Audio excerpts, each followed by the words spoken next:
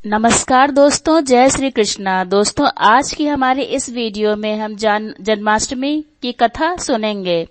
द्वापर युग में भाद्रपद कृष्ण अष्टमी तिथि की आधी रात को मथुरा के कारागार में वासुदेव की पत्नी देवकी के गर्भ में भगवान श्री कृष्ण ने जन्म लिया था। श्री कृष्ण ने बुधवार को रोहिणी नक्षत्र में जन्म लिया था। अष्टमी तिथि को रात्रि काल अवतार लेने का प्रमुख कारण उनका चंद्रवंशी होना बताया जाता है। श्री कृष्ण चंद्रवंशी चंद्रदेव उनके पूर्वज और बुद्ध चंद्रमा के पुत्र हैं।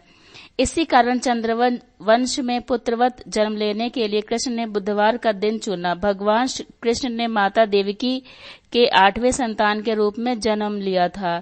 कृष्ण जी का जन्म मथुरा में मामा कंस के कारागार में हुआ था। माता देवकी राजा कंस की बहन थी, इसलिए भाद्रपद कृष्ण अष्टमी तिथि को भगवान श्री कृष्ण का जन्मोत्सव मनाया जाता है। सत्ता का लालची था कंस। कंस को सत्ता का लालच था। उसने अपने पिता राजा अग्रसेन की राजगद्दी छीनकर उन्हें जेल में बंद कर दिया था और स्वयं को मथुरा का राजा घोषित कर दिया था। राजा कंस अपनी बहन देवकी से बहुत प्रेम करता था। उन्होंने अपनी बहन का विवाह वासुदेव से कराया था, लेकिन जब वह देवकी को विदा कर रहा था तभी एक आकाशवाणी हुई थी कि देवकी का 8वां पुत्र कंस की मौत का कारण बनेगा। यह सुनकर कंस डर गया। उसने तुरंत अपनी बहन और उनके पति वासुदेव को जेल में बंद कर दिया।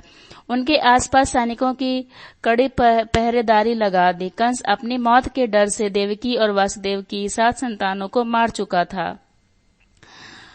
भगवान श्री कृष्ण जी का जन्म भाद्रपद मास कृष्ण पक्ष की अष्टमी तिथि को रोहिणी नक्षत्र दिन बुधवार की अंधेरी रात में भगवान कृष्ण ने देवकी के 8वें संतान के रूप में जन्म लिया था। कृष्ण के जन्म लेते ही कोठरी प्रकाशमय हो गया।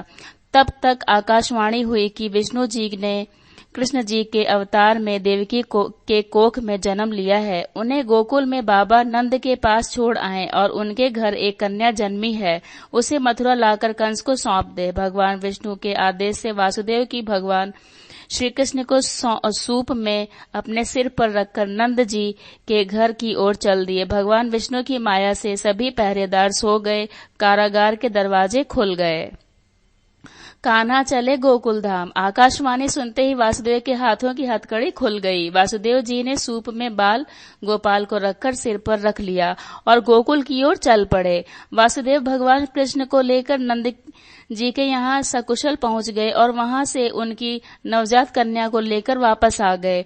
जब कंस को देवकी की 8वीं संतान के जन्म की सूचना मिली, वह तत्काल कारागार में आया और उस कन्या को छीनकर पृथ्वी पर पटकना चाहा, लेकिन वह कन्या उसके हाथ से निकलकर आसमान में चली गई। फिर कन्या ने कहा, हे मूर्ख कंस, तुझे मारने वाला जन्म ले चुका है और वह वृंदावन पहुंच गया है। वह कन्या कोई और नहीं, स्वयं योग माया थी। श्री कृष्ण ने राजा अग्रसेन को फिर सौंप दी मथुरा की राजगद्दी। बाबा नंद और उनकी पत्नी मां यशोदा ने श्री कृष्ण जी का पालन पोषण किया। राजा कंस ने श्री कृष्ण का पता लगाकर उन्हें मारने की खूब कोशिश की, लेकिन कंस की सारी कोशिशों विफल हुई और कृष्ण जी को कोई मार नहीं सका। अंत में श्री कृष्ण ने कंस का वध किया। राजा अग्रसेन को फिर मथुरा की राजगद्दी सौंप दी। इस तरह से जन्माष्टमी व्रत कथा पूरी हुई। तो दोस्तों, कैसी लगी आपको यह कथा? कमेंट सेक्शन में जरूर बताइएगा और हरे कृष्णा ना लिखिएगा। धन्यवाद।